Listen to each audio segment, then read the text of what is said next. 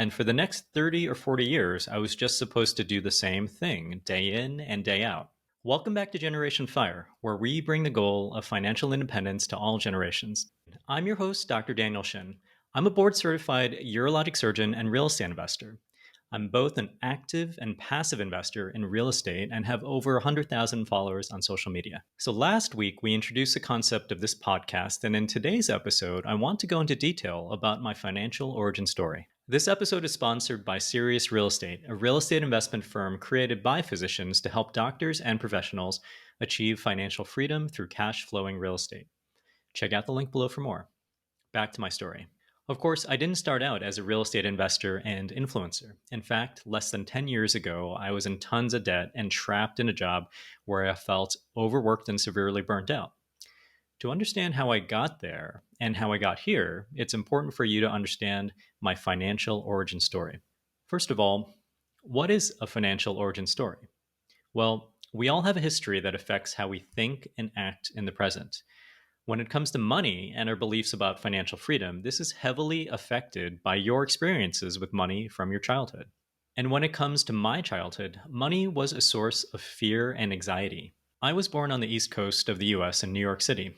For the first few years of my life, we lived a humble existence. My family lived in a little apartment above the dry cleaner that my parents owned. After a few years, my parents decided to make a change, and my father decided to become a commercial real estate broker. We moved across the Hudson River to New Jersey and got a house on a hill in the suburbs. I had an older sister, and after a 7-year gap, my younger sister was born too. We had a pretty idyllic early childhood. My mom stayed home with us while my dad commuted back and forth to Manhattan in a big diesel Mercedes. And at least on the outside, it looked like we had the perfect life. The car, the house, and the once-yearly vacation to the Jersey Shore. This all changed in the early 90s when a recession wiped out the real estate industry. At the time, I was in middle school, and from my perspective, it seemed like all of a sudden our perfect lifestyle crumbled overnight.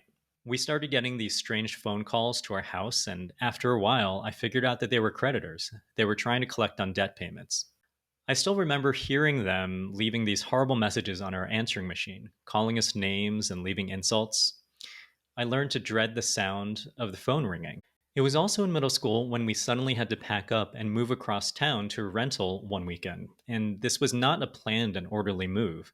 All of a sudden, we were just throwing things into boxes and a moving truck and leaving the only house I'd ever known.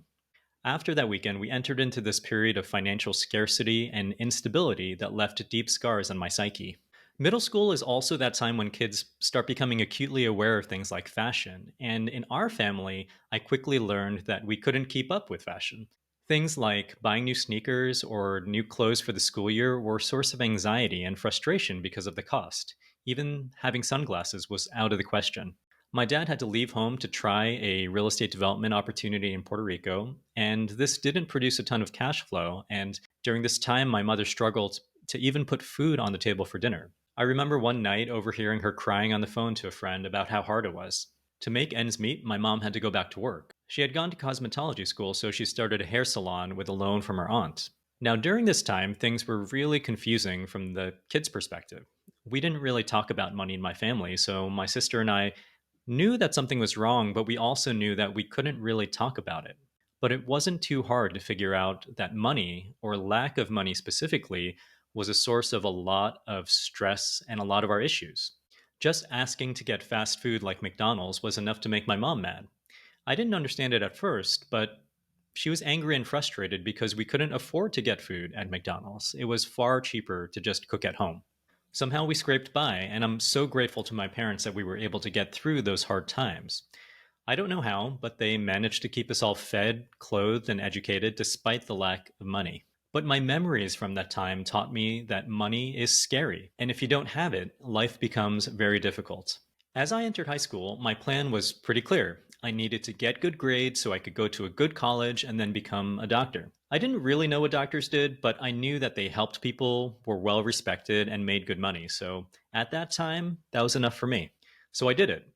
I worked hard in school. I was valedictorian of my class. I went to an Ivy League college. Then I went to medical school and matched into a surgical residency in Los Angeles. This was a really challenging educational journey, and I'll talk about it in the future in depth. But after about 15 years of higher education, it worked. So, about 7 years ago, I became an attending surgeon, and my plan was a success. I had a stable income that was large enough where I didn't have to worry about buying food and clothing. And I had a lot more. I was married, I had a nice car, and I had moved into a big house in Los Angeles.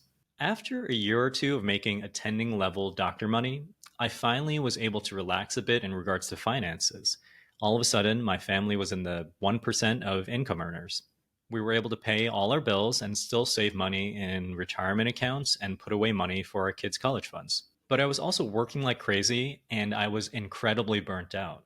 I wanted to cut back and work less, but every time I considered this, I broke into a cold sweat at the thought of making less money. Because despite our high income, I felt anxiety at my $300,000 of student loans and our huge mortgage. We also had a lot of recurring costs related to childcare, private school, travel, and supporting my parents. I realize now that a lot of my fear and emotions around money at that time came from my financial origin story, which was characterized by fear and scarcity. I also came to the depressing conclusion that I had no more goals to focus my energy. Ever since high school, I had the goal of becoming a doctor to guide my life. But all of a sudden, after 15 years, I was done. And for the next 30 or 40 years, I was just supposed to do the same thing day in and day out. I'll go into a lot of details about this in later podcasts. But the bottom line is that I wanted to work less, but I was scared to earn less money. And I didn't know if we'd be able to maintain our quality of life if I cut back.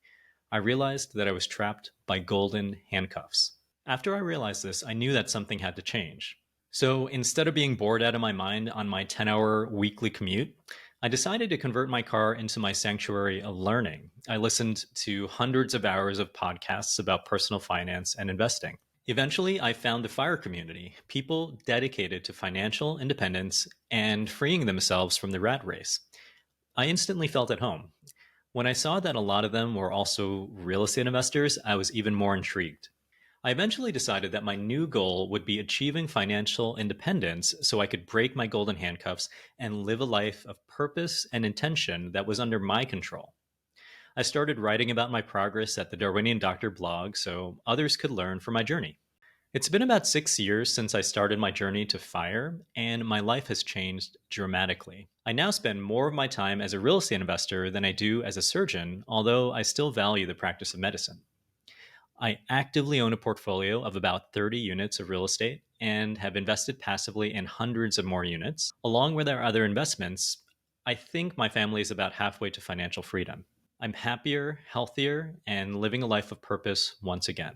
If you're burnt out but financially handicapped to your job, this podcast is for you. By listening to or watching this podcast, I expect that you'll gain the tools to objectively analyze your financial situation. And with this information, you'll have more insight into your options. Can you cut down on your work hours or even quit your job entirely? We'll find out. If you're just floating along in this life without purpose, this podcast is also for you. I hope to arm you with the ability to start seeing the bigger picture, how to change your mindset, and enjoy the satisfaction of once again working towards worthy goals. And finally, I hope to use my adventures and experience with personal finance and real estate to show you a path to a life where you are moving closer and closer to financial independence. I want you all to have the gift of two of the most precious things in this world: time and freedom of choice. I hope you enjoyed this episode of Generation Fire, where we bring the goal of financial independence to all generations. If you did, make sure to hit that like button and subscribe. You can also read more about my journey at the Darwinian Doctor blog.